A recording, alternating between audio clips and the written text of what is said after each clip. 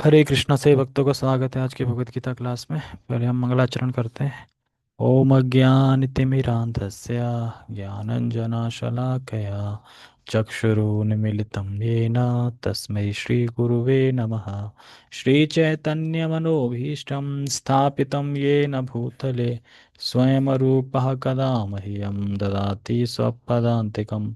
वन्देऽहं श्रीगुरो श्रीयुतापदकमलं श्रीगुरून् वैष्णवांश श्रीरूपं साग्रजातं सहगणरघुनाथान्वितं तं सजीवं साधुवेतं सावधूतं परिजनसहितं कृष्णचैतन्यदेवं श्रीराधा कृष्णपादान् सहगणललिता श्रीविशाखाद्विषाञ्च। हे कृष्ण करुणा सिन्धु दीनबन्धु जगत्पते गोपेश गोपिकान्त राधाकान्त नमस्तुते। तप्त कांचन गौरांगी श्री राधे वृंदावनेश्वरी वृषभानुसुते देवी प्रणमामि हरिप्रिये। वाञ्छाकल्पतरुभ्यश्च कृपा सिन्धुभ्य एव च पतितानां पावनेभ्यो वैष्णवेभ्यो नमो नमः। जय श्री कृष्ण चैतन्य प्रभु नित्यानंद श्री अद्वैत गदाधर श्रीवासादि गौर भक्तवृंद। हरे कृष्णा कृष्णा कृष्णा हरे हरे हरे राम राम राम हरे हरे। रामाय रामभद्राय श्रीरामचंद्राय वेदसे रघुनाथाय नाथाय सीताया पते नमः। नमो विष्णुपादाय कृष्णपृष्ठाय भूतले श्रीमते भक्तिवेदांत स्वामिन् इति नामिने। नमस्ते सारस्वते देवे गौरवाणी प्रचारिणे निर्विशेष शून्यवादी पाश्चात्य देशतारिणे। हरे कृष्णा।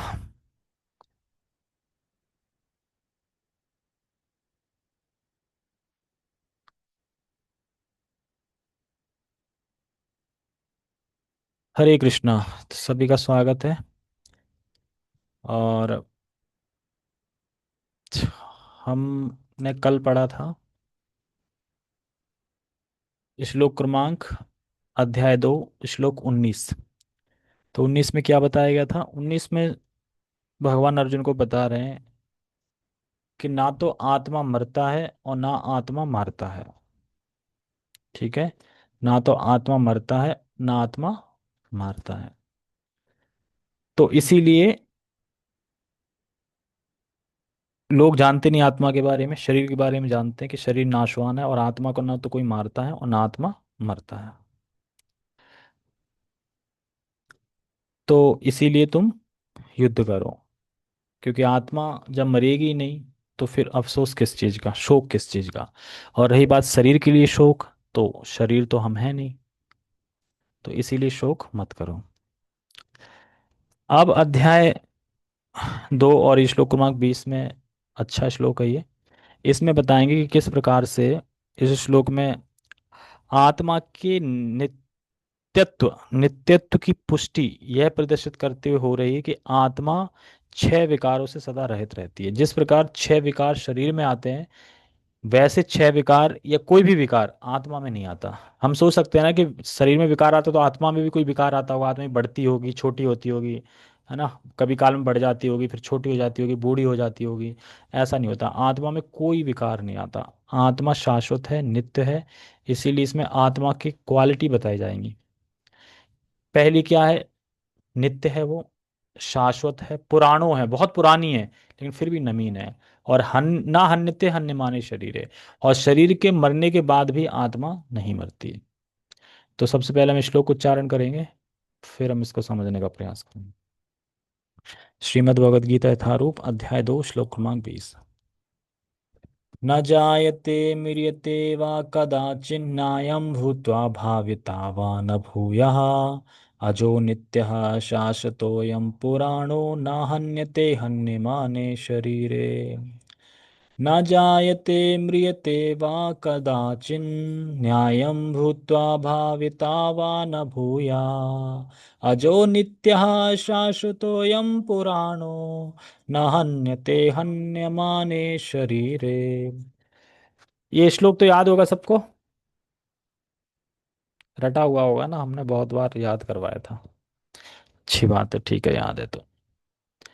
तो ना जायते म्रियते वा कदाचित। ना जायते मतलब जिसका जन्म नहीं होता, ना जायते।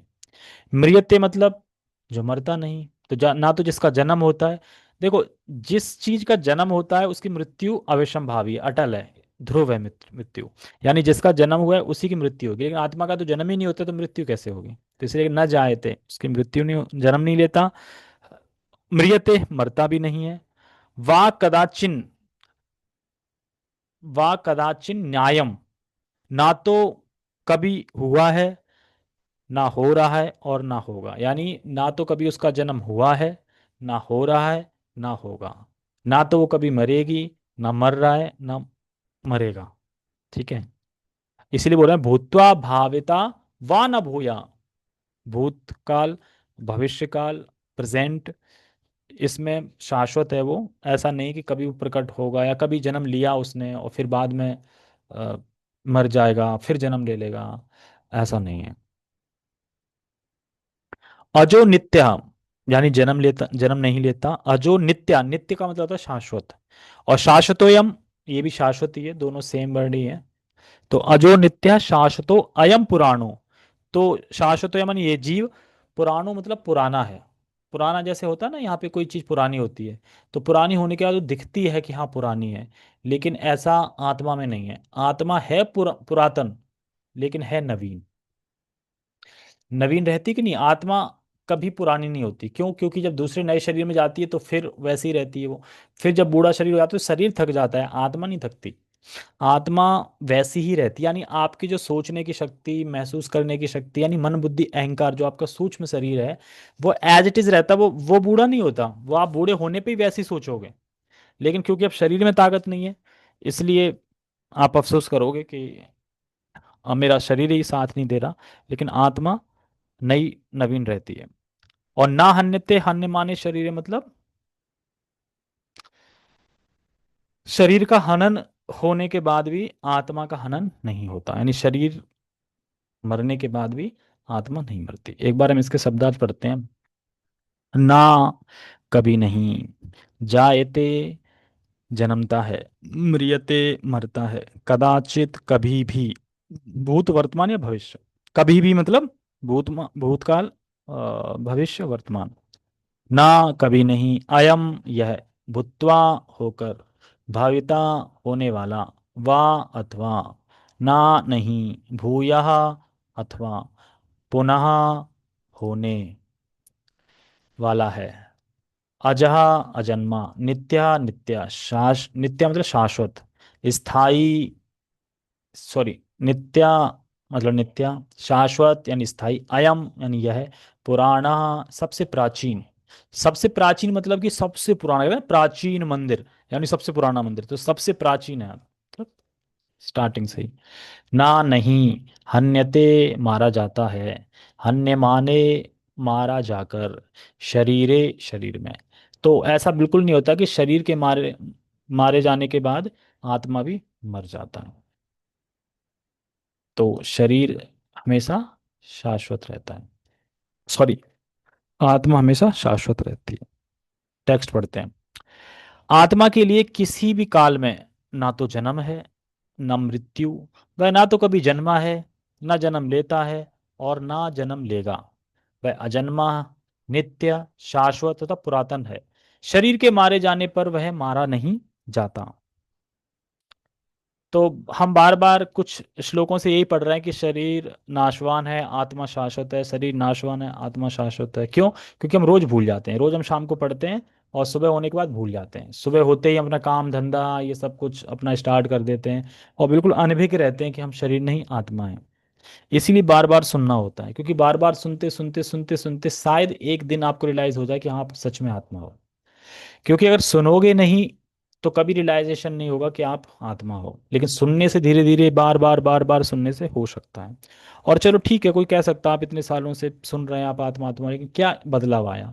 कम से कम इतना बदलाव तो आया कि छोटी मोटी चीजों से अब आपको फर्क नहीं पड़ता। पहले पड़ता था, लेकिन अब छोटी मोटी चीजों से फर्क नहीं पड़ता। तो इसीलिए धीरे धीरे आगे भी प्रोसेस होगा।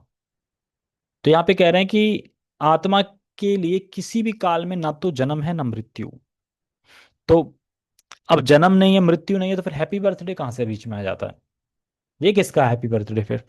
जन्म ही नहीं है, हम जन्मदिन ही तो मनाते हैं ना, और जन्म तो है ही नहीं हमारा, तो किसका बर्थडे मनाते हैं? हम शरीर का बर्थडे मनाते हैं। किसका? शरीर का। आज हमारा शरीर 25 साल का हो गया, आज हमारा शरीर 30 साल का हो गया, वो सिर्फ शरीर के लिए है। लेकिन क्योंकि हम शरीर से इतना अटैच हैं, इसलिए हमें लगता है हमारा ही जन्म देना है। तो हालांकि हम लिख देते हैं डेट ऑफ बर्थ, लेकिन ऐसा है नहीं। तो इसीलिए हमें लिखना चाहिए कि हमारा शरीर इतने साल का हो गया। और शरीर के मारे जाने पर मारा नहीं जाता। तो जन्म के पश्चात आप देखते हैं कि एक शिशु होता है, शिशु के शरीर में, तो जन्म के पश्चात शिशु के शरीर में आत्मा होता है, फिर यौवन होता है, फिर बूढ़ा हो जाता है। लेकिन माँ के लिए चाहे वो 30 साल का हो चाहे 40 साल का हो, वही कहेगा मेरा बेटा, मेरा पुत्र, मेरा बेटा, यही बोलेगी ना। जबकि जब उसका जन्म हुआ था तब की फोटो देखो और अब 50 साल की फोटो देखो, बिल्कुल डिफरेंट। पूरा उसका अंग बदल गया, पूरा शरीर बदल गया, मांसपेशियां बदल गई, सब कुछ बदल गया, लेकिन फिर भी माँ कहती है तो मेरा बेटा है। क्यों? यानी शरीर का अंग अंग बदल गया, लेकिन फिर भी कहती है कि बेटा मेरा है। तो ये ममत्व की भावना है, ये आत्मीयता की भावना है। तो ये भावना कि मैं इसे पहचानती हूँ, जब इसका शरीर बदल गया है फिर भी मैं इसको पहचानती हूँ, तो ये जो तत्व है, यानी वो नहीं कभी बदला, तो उसी को आत्मा कहते हैं। जैसे कि आपकी भावना रहती है ना, कह रहे तुम तो मेरे लिए वही है छोटा। माँ हमेशा ये सोचती है कि मेरा पुत्र मेरे लिए नहीं बदला, लेकिन वैसे तो बदल गया सारा पूरा। लेकिन जो सोचने की शक्ति है ना कि वो बदला नहीं है, यही आत्मीयता है। और इसी को कहीं ना कहीं सोल, मतलब सोल है क्योंकि सोल कभी बदलती नहीं, तो वो सोल की दृष्टि से देख रही है कि मेरा पुत्र कभी चेंज नहीं हुआ। यस। हरे कृष्ण प्रभु जी। हाँ। जब माँ गर्भवती होती है, बच्चे को मतलब धारण करती है पेट में, तो जब मूव करने लगता है बच्चा, तो मतलब शरीर तो है, एक आत्मा तो हमारी, एक बच्चे की भी आत्मा होती है, क्योंकि हाँ, जब वो मूव करने लग गया तो एक, यानी एक शरीर के अंदर दो आत्माएं होती है, मतलब एक समय काल आता है, ऐसा पॉसिबिलिटी है? एक शरीर के अंदर ये तो दो, भगवान की। एक शरीर के अंदर दो आत्मा नहीं होती, एक शरीर के अंदर बहुत सारी आत्मा होती है। अच्छा। हाँ। कैसे? क्यों? आपके अंदर कितने सारे बैक्टीरिया हैं, कितने सारे कीड़े मकोड़े हैं, उनमें आत्मा नहीं है? आपको लगता है आपके पेट में कीड़े नहीं है? सबके पेट में कीड़े होते हैं, हाँ तो जी। उनमें आत्मा नहीं है? उनके अंदर भी आत्मा है और उनके अंदर भी परमात्मा कण है। कण में आत्मा यानी कि। हाँ, मतलब इसको ऐसे समझा जा सकता है, जो आपके अंदर जो एक सुपर सोल है, मतलब आत्मा, आत्मा के लेवल पे खाली मैं बात कर रहा हूँ, सुपर सोल वो आपकी है। उसके अंदर फिर मिनी आत्मा बहुत सारी हैं, छोटी, मतलब आत्मा बहुत सारी हैं। फिर आत्माओं के साथ सोल। परमात्मा भी जुड़ी हुई है। हाँ, परमात्मा भी जुड़े हुए हैं। आत्मा भी है। हाँ। ठीक है, ये ऐसा नहीं है, पॉसिबिलिटी है। ऐसा नहीं है कि सिर्फ एक, लेकिन आपके हृदय में जो है वहाँ परमात्मा बैठे, इसके बैठे हैं, लेकिन आपके कीड़ा है, अब उसके हृदय होगा तो उसमें वहाँ आत्मा होगी, वहाँ भी होगी। तो क्योंकि आत्मा तो बहुत सूक्ष्म है ना, इतनी सूक्ष्म है कि देख ही नहीं सकते उसको, तो वो तो कीड़े में भी हो सकती है, किसी में भी हो सकती है। समझने का मतलब ये है कि बहुत सारी आत्माएं हैं अभी भी, क्योंकि कीड़े हैं तो अंदर तो है ना आत्मा, यानी वो आपके अंदर तो है। आपके अंदर एक और आत्मा है, लेकिन वो आत्मा आपके अंदर ना होगी, उस कीड़े के अंदर है। ये समझना है। किसके अंदर है? एक कीड़ा है, उस कीड़े के अंदर आत्मा है, वो कीड़ा अगर निकल जाएगा तो आत्मा भी निकल जाएगी उसके संग में। लेकिन आपकी जो मेन आत्मा है वो एक यहाँ पे है, जिससे आप कार्य कर रहे हो, जिससे आपको चेतना मिल रही है, जिससे आप शक्ति मिल रही है, जिससे आप चल रहे हो, वो आपकी खुद की आत्मा से हो रहा है। वो कीड़े की आत्मा से नहीं आप चल रहे हो। क्योंकि अगर आपके अंदर से आत्मा निकलेगी तो वो कीड़ा जो है वो क्या होगा? उसके अंदर से भी आत्मा निकल जाएगी, वो भी मर जाएगा, वो कैसे जिंदा रहेगा? जब आपकी चेतना चलेगी तो कीड़ा भी मर जाएगा, और कीड़ा मर जाएगा तो वो उसकी भी आत्मा निकल जाएगी। यानी मेन जो आत्मा है जो वो आपकी है। अच्छा, कहाँ पे था मैं? हाँ। तो ये जो आत्मीयता है कि वो बदला नहीं है, तो ये बदला नहीं है क्या है? वही सोल है। वही क्योंकि हम मन बुद्धि अहंकार से सोचते हैं ना, ये वही है, वही है, वही है। तो जिस तरीके से आत्मा में विकार नहीं आता, मन बुद्धि अहंकार है, वो शाश्वत नहीं है, क्योंकि एक टाइम पे मन बुद्धि अहंकार भी छोड़ना होता है, छोड़ना होता है हमें, तब भगवान के पास जाते हैं। लेकिन वो बूढ़ा नहीं होता। ऐसा नहीं कि आप बूढ़े हो गए तो मन बुद्धि अहंकार भी बूढ़ा हो गया, आपकी सोचने की शक्ति वो सब वैसे ही रहता है। ठीक है, तात्पर्य पढ़ते हैं, आज हो जाएगा पूरा, वैसे तो बड़ा है लेकिन ज़्यादा कुछ है नहीं समझने को इसमें, क्योंकि इजी है बिल्कुल। परपट। गुणात्मक दृष्टि से परमात्मा का अणु अंश परम से अभिन्न है, वह शरीर की भांति विकारी नहीं है। तो विकारी नहीं है मतलब कि जो शरीर के छह विकार हैं वह आत्मा में नहीं है। क्योंकि शरीर हमारा छह विकार आते हैं, पहले जन्म लेता है, फिर युवा होता है, बढ़ता है, फिर स्थिर रहता है, फिर क्षीण होता है ना, फिर मृत्यु होती है। तो इस तरीके से छह विकार हैं आत्मा व शरीर के।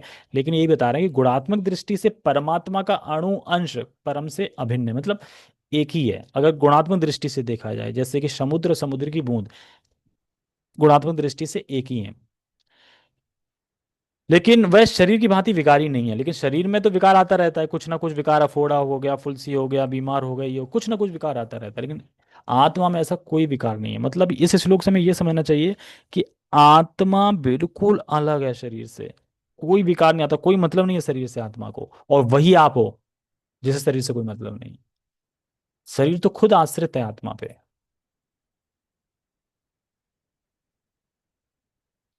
कभी कभी आत्मा को स्थायी या कूटस्थ कहा जाता है। कूटस्थ क्या है? देखो, कूटस्थ कहो या स्थायी कहो एक ही बात है। तो कभी कभी कुछ लोग ये बोलते हैं कि जैसे कि मैं अभी ऑफिस में था, अब मैं ऑफिस से यहाँ आ गया, तो मैं तो यहाँ आ गया लेकिन मेरी आत्मा ऑफिस में ही है। मतलब ऑफिस में ही रहती है मेरी आत्मा, मैं वहाँ जाता हूँ तो फिर मिल जाती है मुझे, मैं वहाँ काम वाम करता हूँ, आता हूँ तो वो वहीं रह स्थायी है। मतलब आत्मा एक जगह से कहीं जाती नहीं, वो वहीं रहती है, स्थायी। कूटस्थ है। तो शिला प्रभुपाद जी कह रहे हैं कि नहीं, ये गलत है। स्थायी का मतलब क्या है? यहाँ पे लोग तो कहते हैं कि मैं यहाँ हूँ, इससे पहले मैं यहाँ था, तो वहीं है मैं आत्मा। तो क्या आत्मा वहीं रह गई? नहीं। तो कूटस्थ का अर्थ यहाँ बता रहे हैं फिजिकल एक जगह रहती है, नहीं। इसका मतलब है शरीर के छह विकारों से रहित है, इसलिए बोलते हैं स्थायी या कूटस्थ, यानी वो शरीर के छह विकारों से रहित है। इसीलिए यहाँ पे आगे देखो कह रहे हैं शरीर में छह प्रकार के रूपांतर होते हैं। वह माता के गर्भ से जन्म लेता है, कुछ काल तक रहता है, बढ़ता है, कुछ परिणाम उत्पन्न करता है, धीरे धीरे क्षीण हो जाता है। तो ये है छह विकार। ये आत्मा में नहीं है, ये सिर्फ शरीर में है। और शरीर में भी कब है? जब आत्मा प्रेजेंट है उस शरीर में तब। अगर आत्मा ना उस शरीर में हो तो फिर वो भी नहीं हो पाएगा। तो अंत में क्या बोल रहे हैं? समाप्त हो जाता है। किंतु आत्मा में ऐसे परिवर्तन नहीं होते। आत्मा अजन्मा है, किंतु चूंकि यह भौतिक शरीर धारण करता है, अतः शरीर जन्म लेता है। आत्मा ना तो जन्म लेता है ना मरता है, जिसका जन्म होता है उसकी मृत्यु भी होती है। और चूंकि आत्मा जन्म नहीं लेता, अतः उसका ना तो भूत है, ना वर्तमान, ना भविष्य। भविष्य है। तो इसमें बता रहे हैं कि आत्मा जब जन्म नहीं लेता तो फिर उसका भूत वर्तमान कैसे हो सकता है? भूत वर्तमान तो उसका होता है ना जो जन्म लेगा, यानी पहले कहीं था, अब जन्म ले लिया, अब आगे कुछ और बन गया, तो उसका ही तो पास्ट प्रेजेंट ये सब बनेगा। लेकिन आत्मा को जब जन्म ही नहीं हो रहा तो भूत कैसे बनेगा? भूत, भविष्य, वर्तमान ये नहीं बनेगा। तो यही बता रहे हैं यहाँ पे कि और हम भूत और भविष्य में, जबकि हम भूतकाल में और भविष्य काल में ही फंसे रहते हैं। जब भी हम माला करते हैं या कोई भी साधना करते हैं तो हमारा मन कहाँ जाता है? या तो भविष्य में जाएगा, आगे क्या होगा, या पीछे जाएगा, ये हो गया।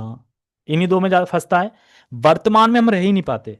एक्चुअली हमें वर्तमान में हमेशा रहना चाहिए, प्रेजेंट में रहना चाहिए। प्रेजेंट में रहेंगे तो ही हम आगे तरक्की कर पाएंगे। प्रेजेंट मतलब अभी मैं माला कर रहा हूँ तो मैं प्रेजेंट ही हूँ, माला कर रहा हूँ। लेकिन माला करने के लिए हम बैठे तो चले गए भूत में या वर्तमान में, सॉरी, भूतकाल में या भविष्य में। इन दोनों में भटकते रहते हैं, फंसते रहते हैं। जबकि यहाँ कह रहे हैं कि आत्मा का जब जन्म नहीं होता है तो उसका ना तो भूत है, ना वर्तमान है, ना भविष्य है, ये है ही नहीं आत्मा का। और हम इसी में फंसे हैं। तो देखो कितनी इल्यूजन है एक तरीके से, कितना भ्रम है हमारा, कि जो चीज हम में है ही नहीं, जो हम में है ही नहीं, हम उस चीज में फंसे हैं। भूतकाल, भविष्यकाल। तो इसीलिए हमें आध्यात्मिक लोग जाना चाहिए। आध्यात्मिक लोक में क्या है कि भूतकाल नहीं है और भविष्य काल नहीं है। क्या है वहां पे? वर्तमान, प्रेजेंट। वहां पे हमेशा प्रेजेंट होता है। मतलब जो भी कुछ चल रहा है ना, भले ही रात हो रही, शाम हो रही, वो सब प्रेजेंट ही है। भूत भविष्य कुछ नहीं होता वहां पे। तो ऐसी जगह जाके आप देखो कैसा लगेगा, जहां पे वर्तमान है हमेशा प्रेजेंट ही है, पीछे क्या हुआ वो भी नहीं है, आगे क्या होगा वो भी नहीं, जो बस हो रहा है वही है वहां पे। तो बहुत आश्चर्यजनक है एकदम, कहते हैं ना अचिंत्य है ये। और आत्मा के लिए न तो भूत है, वर्तमान, न भविष्य का निर्माण कर देगा, तो बहुत बड़ी है भगवान की माया है। क्योंकि आत्मा के लिए तो ना भूतकाल है ना भविष्य, लेकिन फिर भी भूतकाल भविष्यकाल सब हम देख रहे हैं।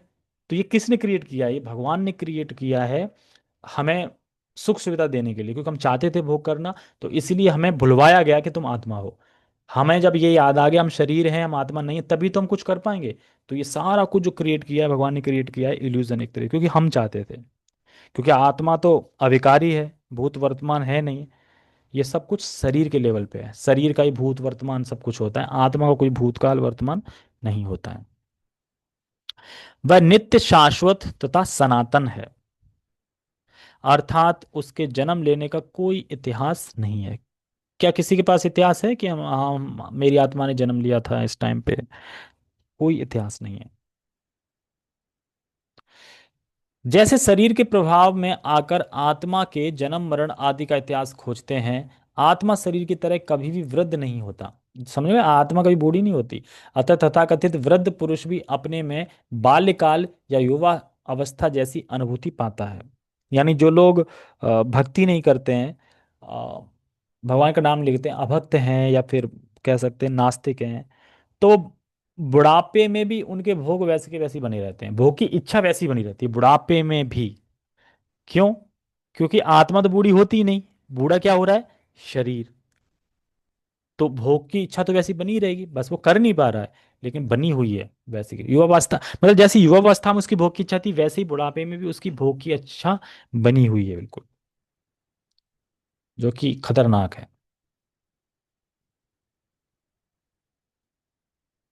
शरीर के परिवर्तनों का आत्मा पर कोई प्रभाव नहीं होता।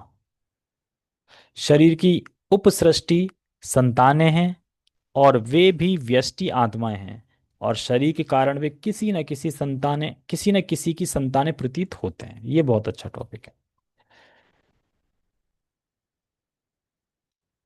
आप लोगों को क्या समझ में आ रहा है इतने में? शरीर की उपसृष्टि संतानें हैं, और वे भी व्यष्टि आत्माएं हैं, और शरीर के कारण वे किसी न किसी की संतानें प्रतीत होती है। देखो, किस प्रकार से हम ये सोचते हैं कि हम किस प्रकार से सोचते हैं, ये भौतिक कृत्रिम आरोपण है। कि हम ये सोचते हैं ये मेरे पापा पिता हैं, ये मेरी माँ है, ये मेरी बहन है, मैं इंडिया से हूँ, मैं इस जाति का हूँ, मैं ये हूँ, मैं हूँ। ये हम पे आरोपण किया गया है। आरोपण मतलब आपको शुरू में ही बचपन से ही बताया गया है, बोलो बेटा पापा पापा, अब वो मान लगता है ये मेरा पापा है। छोटे बच्चे को आप जिसको बोलोगे पापा पापा, वो उसी को मानने लगेगा बड़े होके। इस तरीके से बोल दिया कि हम इंडिया के हैं, इंडिया है ये, हम इंडिया से हैं, तो मानने लगेगा, हम ये हैं, मानने लगेगा। तो ये पूरा कुछ आरोपण है। तो इसीलिए आप बता रहे हैं कि जो शरीर की उपसृष्टि क्या है, संतान है, और उनके अंदर भी व्यष्टि आत्मा है, इंडिविजुअल आत्मा वो भी है एक। लेकिन वे शरीर के कारण वे किसी न किसी संतान में प्रतीत होती है, वो उसका लड़का है, वो इसका लड़का है, वो ये है, वो है। ये सब इल्यूजन है। इसका मतलब ये नहीं है कि अपने माता पिता का ख्याल ना रखो, सम्मान ना करो, वो सब कुछ करना है, लेकिन उनके कारण भक्ति को नहीं छोड़ना है। भगवान ये कहना चाह रहे हैं कि ये सब तो भ्रम है, जो संतानें प्रतीत होती हैं दिख रही हैं, ये सब इल्यूजन है। तो इसीलिए मेन जो पर्पज है वो जीवन का लक्ष्य है भक्ति करना। बाकी सब तो ये सिर्फ माया है, एक तरीके से माया का खेल है। ये आपको भ्रमित करने के लिए, यहाँ पे बने रहने के लिए, ताकि आप इसी जीवन में, इसी भौतिक संसार में बने रहो, जा ना पाओ भगवान के पास।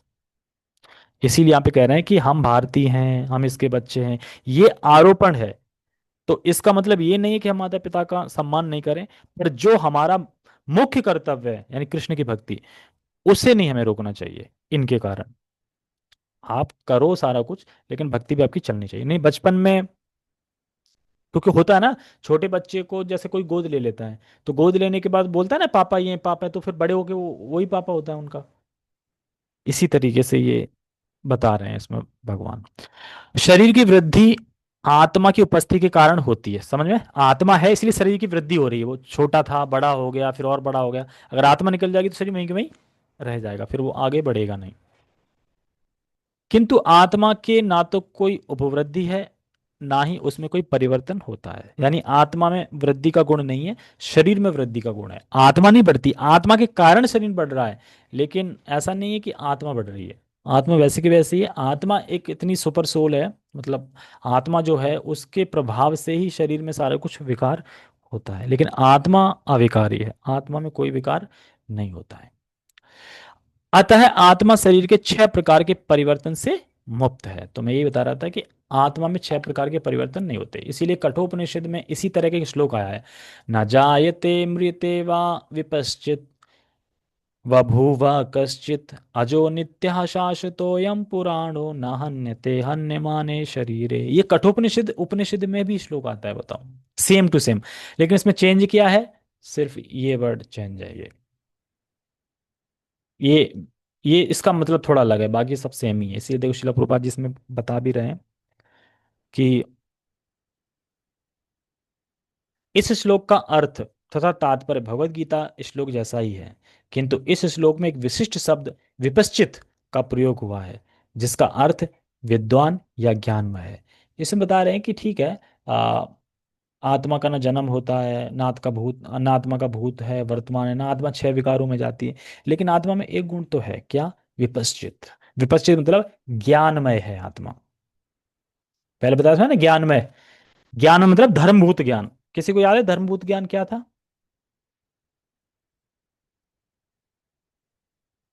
ये बाकी सब लोगों ने प्रोफाइल क्यों ऑफ कर रखी है, मुझे समझ में नहीं आता। मैं सोच ही नहीं पाता कि प्रोफाइल ऑफ करके क्यों रखते हैं। बताओ। हरे कृष्णा प्रभु जी, मैं तो भूल गई, इसकी मीनिंग ही नहीं पता मुझे। धर्मभूत ज्ञान की मीनिंग बता दो, फिर मैं शायद समझा पाऊँ। देखो, जन्म नहीं लेता है, मरता नहीं है, पर आत्मा ज्ञान में है, जिसे बोलते हैं धर्मभूत ज्ञान। जो अभी ठीक कल है। समझाया था आपने। कल क्लास हुई थी। परसों। हाँ, परसों हुई थी, ठीक है। अभिषेक प्रभु, आपको पता है धर्मभूत ज्ञान है कि मैं हूं और मैं दूसरे से अलग हूं, बस। अच्छा।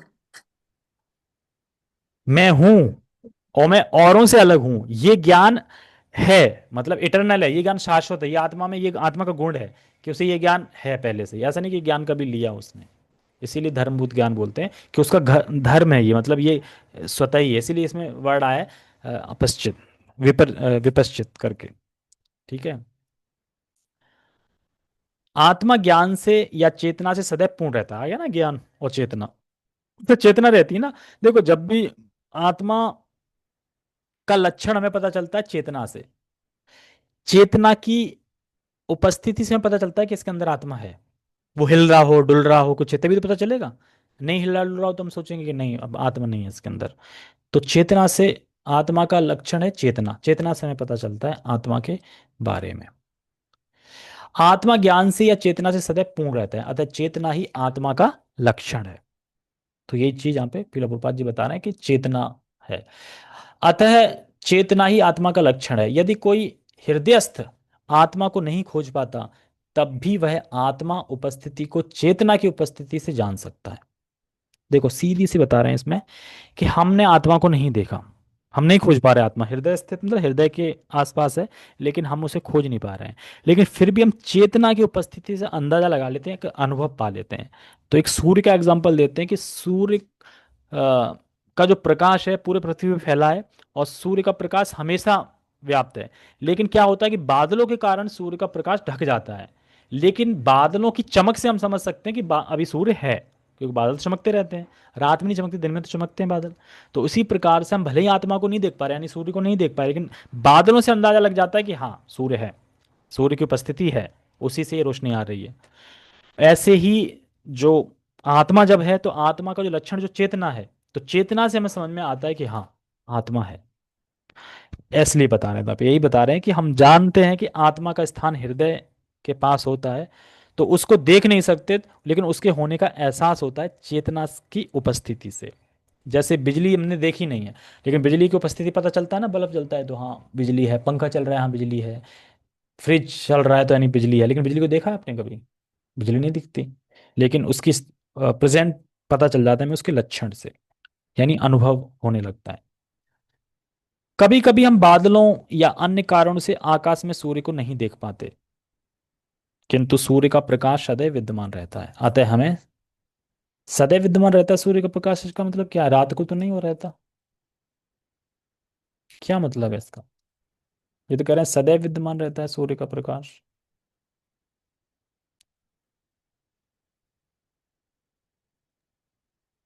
हरे कृष्णा, मुझे लगता है सदैव विद्यमान रहता मतलब वो भगवान के द्वारा बनाई गई चीज है, वो हमेशा प्रकाशित रहेगा, मतलब कभी भी खत्म नहीं होगा शायद। जब ये संसार पूरा खत्म होने के बाद भी वो चीज कभी नहीं खत्म होगी, वो शायद रहेगा।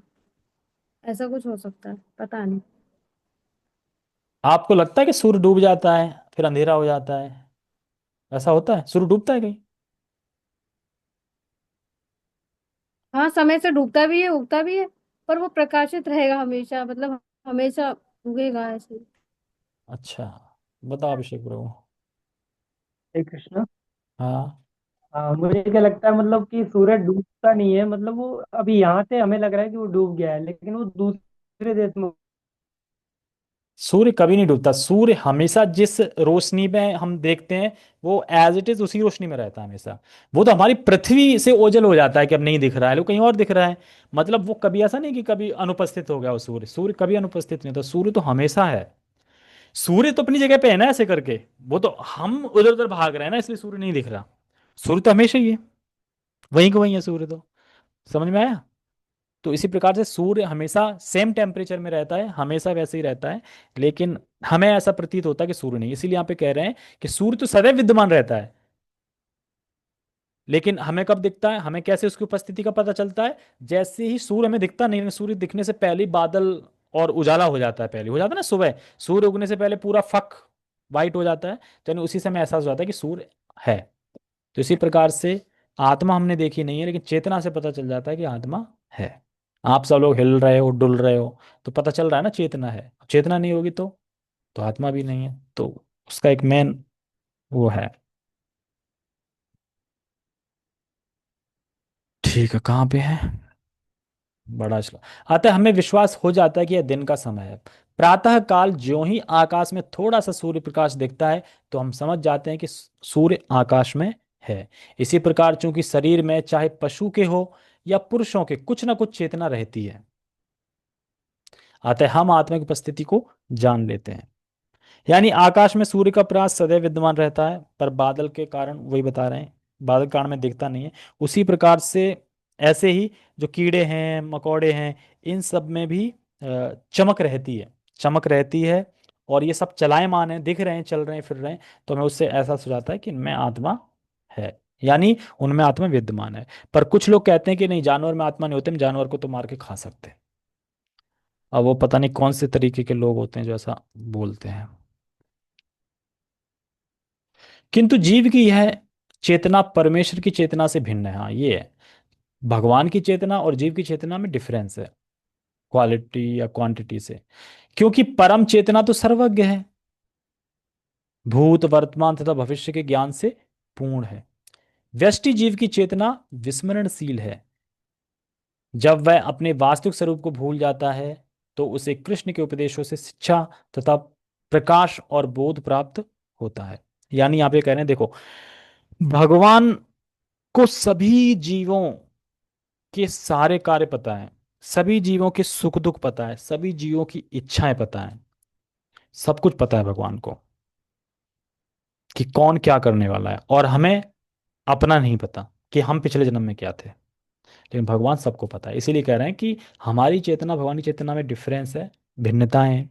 भगवान तो सर्वज्ञ हैं, हम सर्वज्ञ नहीं हैं। भगवान सर्वज्ञ हैं, भूत वर्तमान सबके ज्ञान से हैं, लेकिन व्यष्टि आत्मा यानी जो हम हैं, हमारी चेतना विस्मरणशील है, हम भूल जाते हैं। तो इसीलिए, क्योंकि भूलना हमारा स्वभाव है, इसलिए हमें नित्य सुनना चाहिए, पढ़ना चाहिए। इसलिए भगवान आते हैं, भगवत गीता का उपदेश देते हैं, भागवतम हमें मिलती है। क्यों? ताकि हम पढ़ें, क्योंकि हमारा स्वभाव ही है भूलना। इसीलिए तो हम भूल जाते हैं। पैसे को छोड़ के बाकी सब भूल जाते हैं। अगर पैसे किसी ने दिए कि देखो ये 5,000 रुपए रख लो, तो हमेशा याद रहेंगे 5,000 रुपए। या आपने किसी किसी ने आपसे उधार मांगे 5,000 रुपए, तो आपको हमेशा याद रहेंगे 5,000 दिए मैंने, ये नहीं भूलोगे।